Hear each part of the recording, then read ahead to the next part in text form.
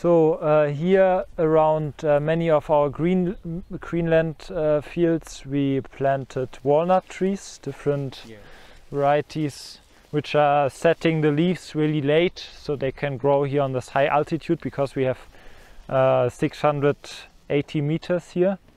So it's not a perfect condition for walnut trees, but they're doing not so bad.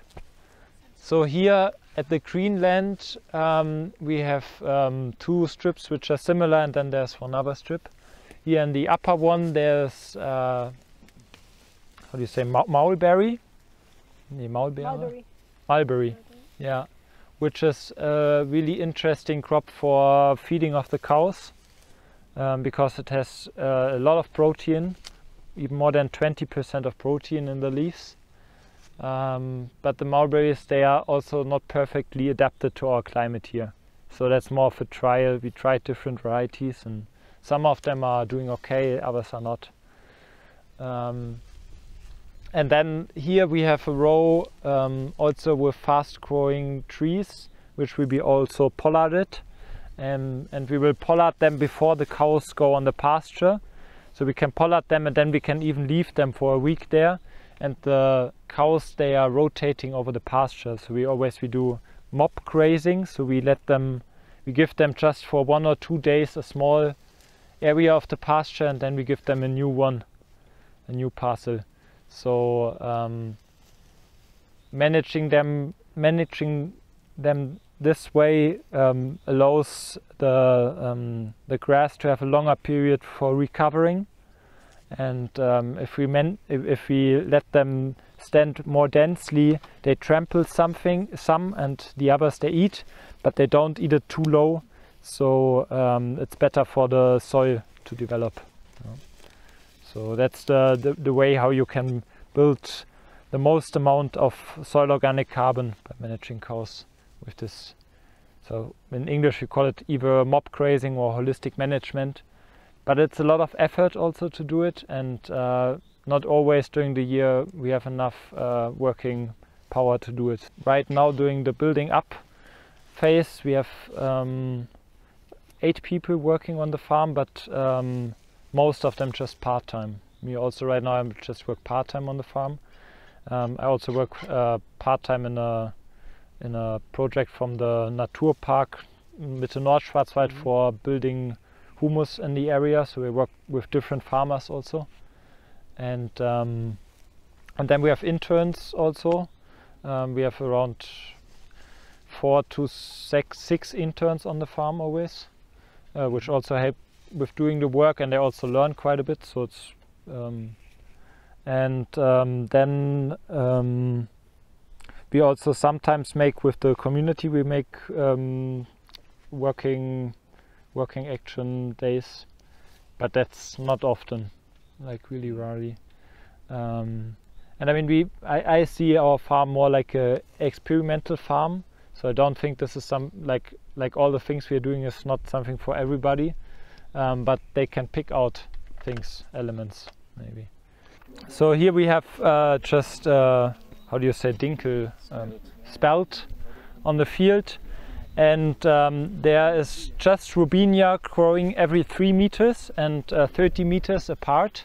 So Robinia, which we will harvest mainly in a rotation of around 7 or 8 years, also by pollarding them for getting new stems for making fences, because they are quite durable, long-lasting wood.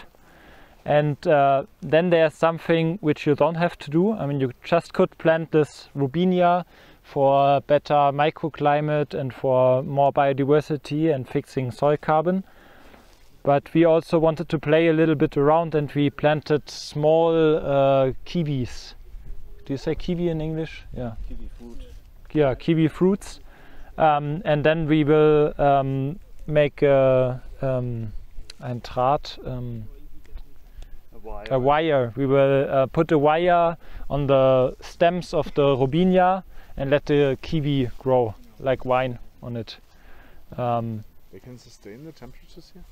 That's the small kiwi from Russia called Actinidia aguta and Actinidia collimicta, and they are they can sustain temperatures up to minus 30 degrees. But the problem of especially the first 2 or 3 years where they are not that resistant, so we lost some.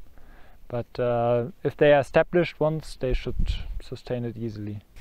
So there's also, under the spelt, there's also clover and small growing grasses mixture. But at this time of the year it's that dry that you don't see much of it. But it's surprisingly, when you harvest it and then it rains, after 2 weeks it's normally quite a dense cover. So right now you think like, oh, there's nothing, and then it develops quite fast. Just to say a little bit to this system here, it's quite similar to the system which we looked at, which we walked through there.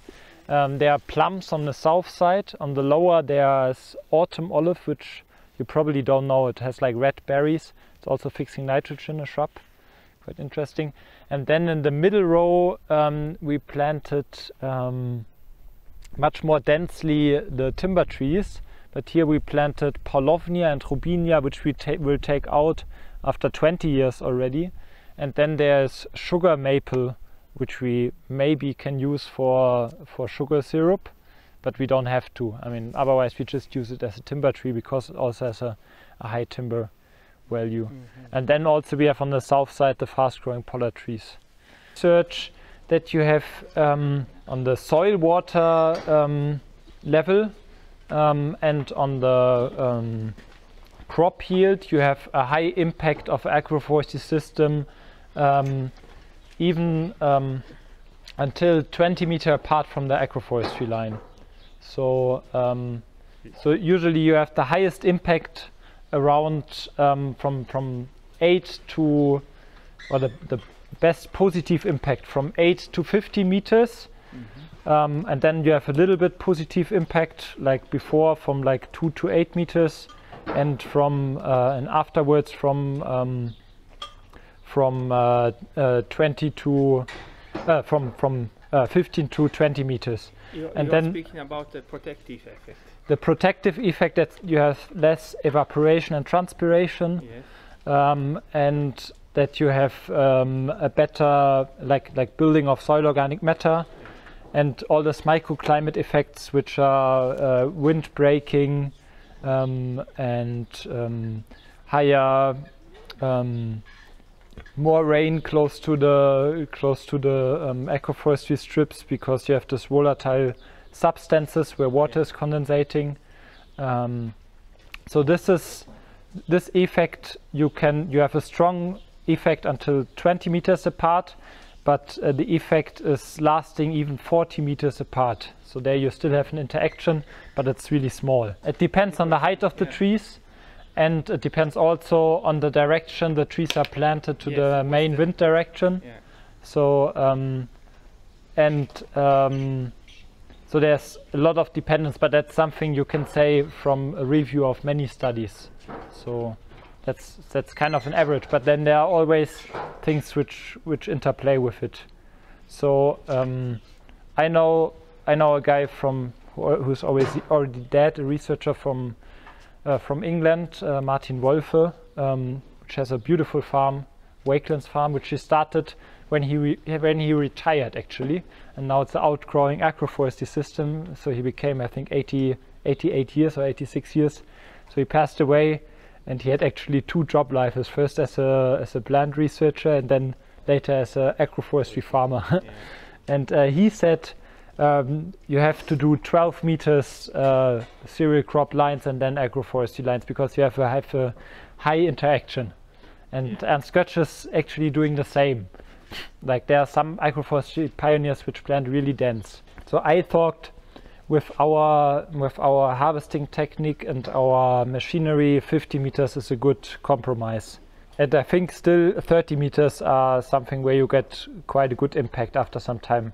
Researchers from the Uni Cottbus in Brandenburg, so they did a lot of research with Kurzumtriebs, short rotation coppers, and they did also they researched all the parameters. and yield is the most important parameter for farmers. And they say with like agroforestry strips which were 42 meters apart of each other, they still had 120% of the harvest per square meter in average in the cereal fields in between. So if you have 20% of the field planted with trees, you get the same harvest actually. So that's quite interesting. I mean, but these effects they start if the trees are really established. So it will still take maybe 5 years until you can measure this here at our fields. So yeah, and I think higher interaction is interesting, because for me the main thing why I planted the trees is because I want to get more carbon into the soil, and it's also like what they do, they just do short rotation coppers, or like Christopher Mord from Freiburg, he's doing timber trees, but they have a really low return on investment. So that's why we integrated this fast growing, this wild berries, and I did a huge calculation which I finished this spring, a lot of Excel sheets, and I'm calculating that we from our 15 hectares agroforestry, we will make a turnover of around 200 euros per year in 2 years or 3 years. So we have quite a huge turnover just from the agroforestry products. And then we will also have the cereals in between, which are in the best case still still yielding the same amount as before we planted anything. And even they are more drought resistant probably. Yeah. So it's also economically it's interesting. I think we can pay 2 to 2.5 people from the agroforestry things. But now to establish it, it's a lot of work which is not paid immediately. So that's why I'm also thinking about medical plants and spices integration in the agroforestry rows. Because I think in the first years, when you don't have much shade, you could easily plant like long rows with medical plants in between where we walked, and harvest these for the first 3-5 years. And usually the shrubs, they just last 3-5 years, and then anyway they are not producing much anymore. So that I think that could be interested to have a short return on investment immediately, or to use the area economically.